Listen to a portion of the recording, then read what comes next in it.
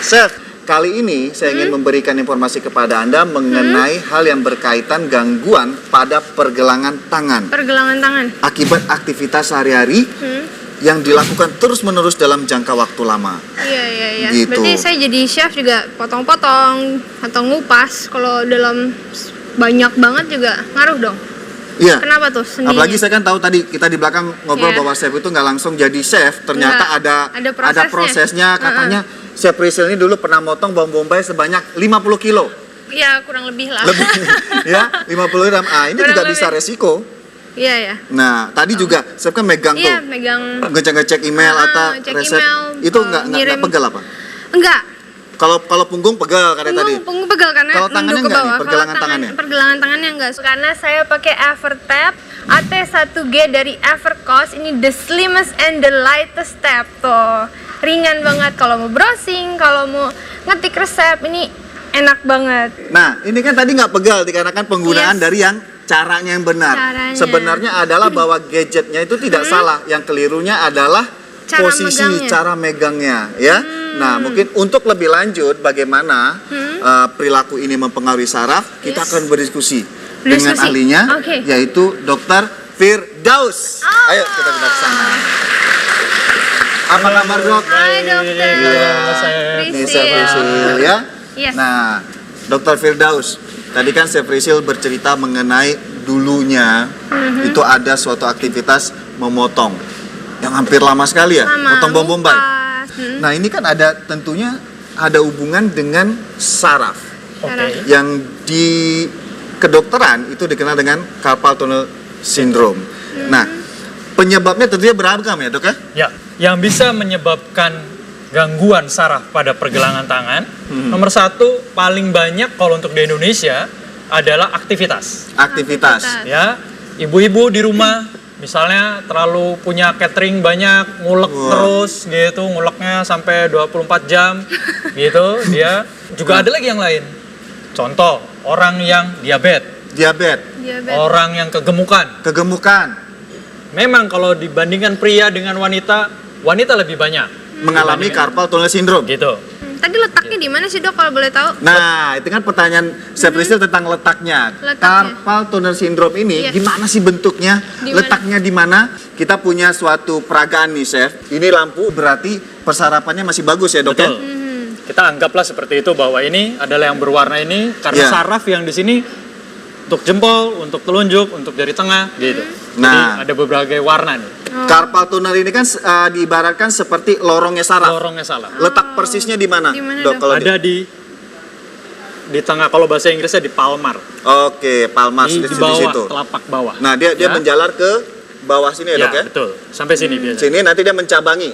Ya, di beberapa saraf pada jari kecuali kelingking. Yang kelingking. Nah, ini kita ibaratkan ada beberapa perilaku yang Anda lakukan setiap hari dalam waktu lama tanpa Anda sadari, Anda bisa berisiko terkena carpal tunnel syndrome. Nah, saya ibaratkan satu, perilaku seperti mengetik itu beresiko. Tapi kita lihat dulu hal-hal yang simple, sederhana. Sederhana itu seperti ngangkat telepon. Kita ibaratkan aktivitas itu menekan saraf pada daerah carpal tunnel tadi. Ya. Nah, itu aktivitas yang pertama. Yang kedua, di saat Anda menyetir atau mengendari kendaraan bermotor. Tapi yang diwaspadai adalah aktivitasnya adalah motor ya, Dok ya? Motor akan lebih berat. Jadi jika ini Anda lakukan untuk pengendara bermotor, terutama bermotor roda 2, nah anggap ini aktivitas Anda akan menekan saraf yang ada di carpal tunnel. Ya, dan ini biasanya mulai akan terasa di ujung-ujung. Mulai sedikit ada gangguan, lalu tadi tambah lagi misalnya pekerja yang lebih berat. Nah, biasanya mulai ada gangguan. Nah, gangguan itu saya ibaratkan di sini gangguan terjadi penurunan pada sarafnya. Ya. Nah, ini mati lampunya. Nah, jadi ini yang saraf ujung-ujung yang mulai. Ujung-ujung jari. Yang dirasakan berupa apa? Bisa kesemutan atau bisa kebas.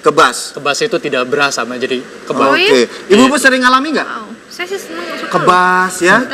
Nah, pertanyaan nih, Dok. Mengetik, ya ini jari. Pasti sering juga kan ngetik ya, Chef ya? Bikin resep. Biasanya tangannya gimana? Coba. Gini dong. Gini kan, ketik. Oke. Tangannya pasti gini kan? Gini. Iya. Nah, bisa dokter contohkan?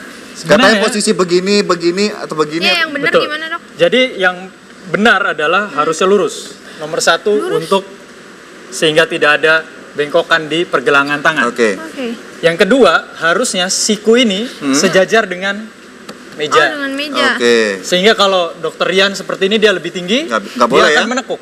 Oke, ini Iya, udah Gitu. Nah, itu akan membuat dia Jadi lama-kelamaan posisinya capek harus di ligamentum Ini ini. lurus sama Iya. meja. Nah, apabila perilaku keliru ini dilakukan Terus-menerus terus-menerus, dalam tentunya jangka lama, akan mengganggu atau menambah penurunan dari fungsi saraf yang terletak pada carpal tunnel. Ya. Dan ini beresiko hampir keseluruhan dari saraf carpal tunnel ini Saraf Ya, mengalami saraf penurunan. medianusnya akan mengalami Rusak. kerusakan. Kerusakan mati. Mati semua. Nah, jika situasi ini sudah terjadi, biasanya alternatif pengobatan satu-satunya adalah operasi atau Operasi. pembedahan. Ya, Nah, ini- walaupun terlambat kalau udah mati Terlambat ya. sebenarnya. Ya. Jadi di saat mereka gangguannya baru setengah ini sebaiknya sudah diwaspadai. betul. Kemungkinan salah satunya adalah akibat perilaku yang keliru tadi. Betul. Bisa dikasihkan kepada pemirsa pembedahan atau prosesnya itu seperti apa ya, Dok? Iya. Sebenarnya operasinya tidak terlalu sulit. Ya, operasinya tidak terlalu sulit. Ya. Chef yang mau pakai. Nah, ini Saya kita juga kasih kasih. contoh bahwa Oh, saya oke. adalah penderitanya. Jadi kalau ini tadi letak carpal tunnel biasanya antara 3 cm, 2 sampai 3 cm. Oke. Jadi hanya sekian. Tidak terlalu panjang. Dengan teknologi baru malah kita pakai endoskop lebih kecil. Ya. Apa yang dikerjakan? Digunting, Dok, saya, Dok. Jadi garis hitam ini anggaplah lukanya. Lukanya. Lukanya itu dia tidak akan lebar karena dia tidak juga secara kosmetik tidak terlalu mengganggu. Nah. Begitu.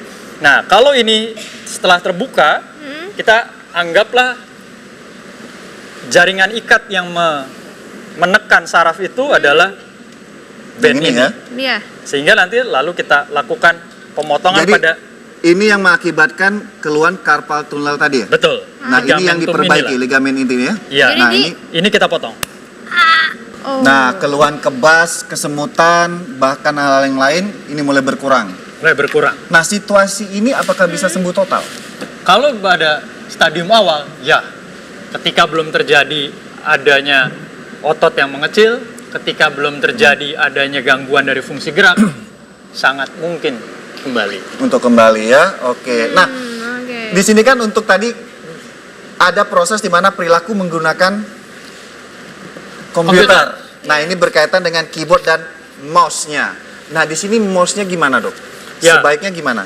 Sekarang Ini kan ada sudah mousepad. ada beberapa cara untuk mengurangi, dia memberikan, Ya, menggabungkan mousepad, biasanya landasan buat mouse, dengan tatakan untuk Tatakan. membuat tidak terjadinya Oh. dia peregangan kelelahan. berlebihan ya, Ya. kelelahan. Sehingga kalau ini mouse-nya, dia akan menaruh pergelangannya di bantalan ini. Nah, Oke. itu tadi. Nah, habis ini ada apa sih?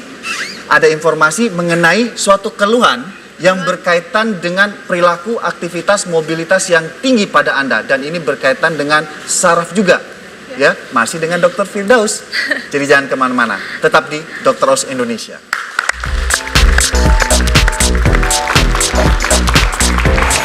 Jadi sebenarnya yang membuat Temukan solusi gangguan pada saraf pergelangan tangan. Sesaat lagi di Dr. Oz Indonesia. nomor satu yang kita harus ingat, cara kita berdiri atau cara kita postur